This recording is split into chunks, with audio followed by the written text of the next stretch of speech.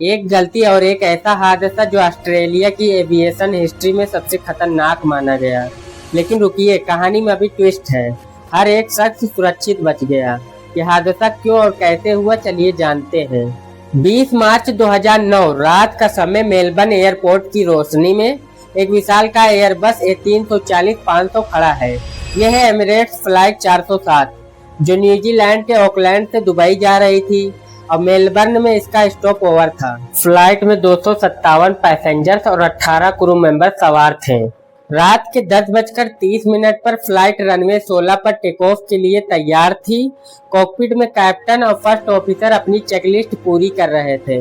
बाहर अंधेरा था लेकिन रनवे की लाइट्स चमक रही थी। सब कुछ परफेक्ट लग रहा था। लेकिन दोस्तों, अगले कुछ मिनट इस फ्लाइट को हमेशा के लिए इतिहास में दर्ज करने वाले थे। प्लेन रनवे पर दौड़ना शुरू किया।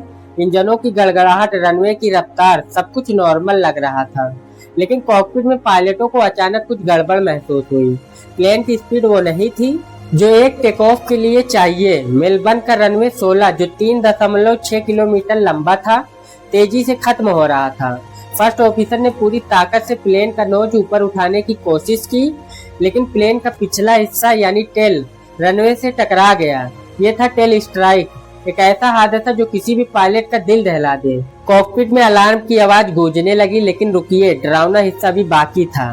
प्लेन रनवे का आखिरी छोर पार कर गया और वहां मौजूद रनवे लाइट्स, एंटेना और छोटे मोटे स्ट्रक्चर को तोड़ता हुआ 292 मीटर तक घास और कीचड़ पर घिसटता रहा। आखिरकार आखिरी सेकंड में प्लेन हवा में उठा। पैसेंजर्स को कुछ समझ नहीं आया, लेकिन उनकी दिल की धड़कनें थम सी गई थी। ATSB ने बाद में कहा, यह ऑस्ट्रेलिया की सबसे बड़े एविएशन हादसे से बस कुछ सेकंड दूर था। जैसे ही प्लेन हवा में उठा, कॉकपिट में सन्नाटा छा गया। फर्स्ट ऑफिसर ने EFB में डाटा दोबारा चेक किया और गलती का पता चला। उन्होंने तुरंत कंट्रोल टावर से संपर्क किया और प्लेन को पोर्ट फिलिप के ऊपर चक्कर लगवाने का फैसला किया। यहाँ उन्होंने अतिरिक्त ईंधन डंप किया ताकि प्लेन का वजन कम हो और लैंडिंग सुरक्षित हो सके। करीब 1 घंटे के जद्दोजहद के बाद फ्लाइट 407 मेलबर्न एयरपोर्ट पर सुरक्षित लैंड कर गई। 257 पैसेंजर्स और 18 क्रू मेंबर्स सही सलामत बच गए।